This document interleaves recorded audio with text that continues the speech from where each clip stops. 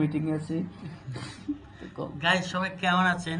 আজ ফ্রাইডে, এজন্য আজকে আর্লি ঘুমে থেকে উঠেছি। এখন বসে বসে ল্যাপটপ চিপছি।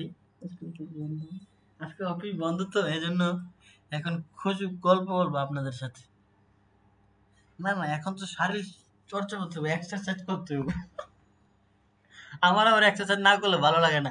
1 2 3 4 5 6 7 8 9 10 11 12 30 40 50 60 70 80 90 20 21 23 24 25 26 28 27 29 1 2 3 30 গাইস, অনেক কষ্ট হয়েছে গাইস।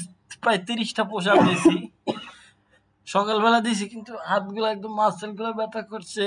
কিন্তু আরেকদিন আরেকদিন আরো এক্সারসাইজ করবো, আপনাকে দেখাবো।